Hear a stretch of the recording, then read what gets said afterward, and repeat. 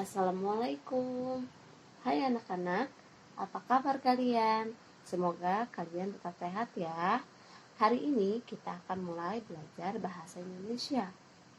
Kalian harus tetap semangat ya, dan jangan menyerah.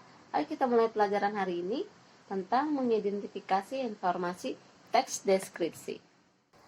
Ya, yang pertama dari struktur deskripsi ada deskripsi umum, deskripsi bagian, simpulan atau kesan. Yang pertama ada deskripsi umum. Deskripsi umum adalah informasi umum yang diberikan untuk menggambarkan mengenai objek yang dideskripsikan secara general. Lalu yang kedua ada deskripsi bagian.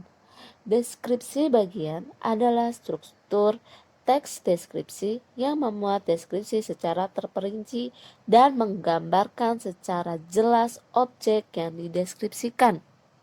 Dan yang terakhir ada simpulan atau kesan.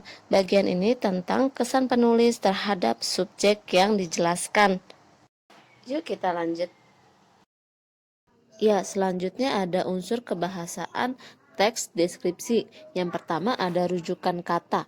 Rujukan kata yaitu suatu kata merujuk pada kata lain yang memperlihatkan keterkaitan.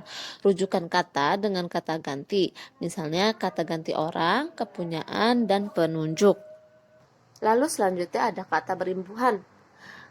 Kata berimbuhan adalah kata dasar yang mendapatkan awalan, akhiran, dan sisipan.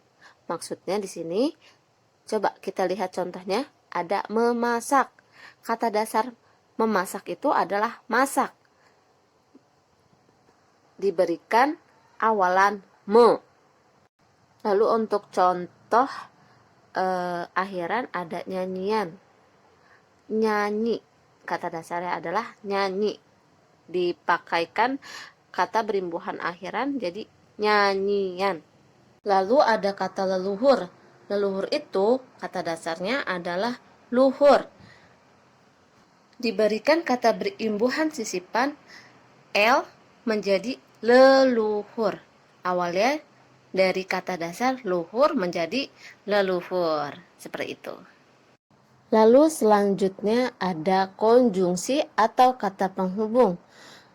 Konjungsi atau kata penghubung adalah kata yang digunakan untuk menghubungkan satu kata dengan satu kata dalam satu kalimat atau penghubung dari satu kalimat ke kalimat lainnya. Kata penghubung untuk satu kata dengan satu kata lainnya dalam satu kalimat disebut juga konjungsi intra. Contoh dari konjungsi intra ini, yang pertama itu ada dan, juga, yang bermakna penambahan. Misalnya dalam satu kalimat, pagi itu Budi dan Agus bermain sepak bola. Kata dan dalam kalimat tersebut merupakan penghubung salah satu kata dengan kata lainnya dalam satu kalimat yang bermakna sebagai penambahan. Lalu yang kedua ada konjungsi antar kalimat. Konjungsi antar kalimat yaitu konjungsi yang digunakan untuk menghubungkan satu kalimat dengan kalimat lainnya. Contohnya, meskipun demikian, dengan demikian, oleh sebab itu, oleh karena itu, akhirnya, selanjutnya, dan lain sebagainya. Contohnya, Muzaki ingin sekali mendapatkan beasiswa prestasi untuk melanjutkan ke perguruan tinggi.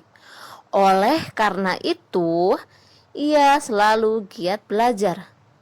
Dalam kalimat tersebut, yang menjadi konjungsi antar kalimat yaitu kata oleh karena itu.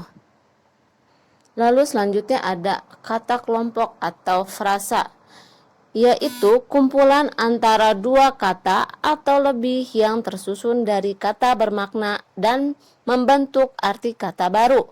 Misalnya, sapu tangan. Lalu selanjutnya ada penggunaan huruf kapital dan tanda baca. Teks deskripsi juga tidak lepas dari penggunaan huruf kapital dan tanda baca. Untuk itu, kalian harus tetap memperhatikan penggunaan huruf kapital dan tanda baca sesuai dengan teks. Penggunaan huruf kapital ada di awal kalimat.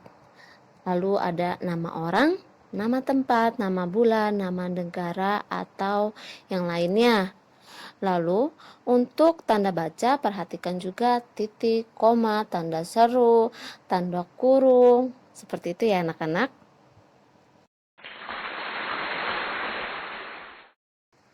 Untuk tugas hari ini, silakan baca teks deskripsi halaman 6 dan isi nomor 2 dan nomor 3. Nomor 2, lakukan identifikasi informasi tentang berbagai unsur kebahasaan yang terdapat dalam teks deskripsi tersebut.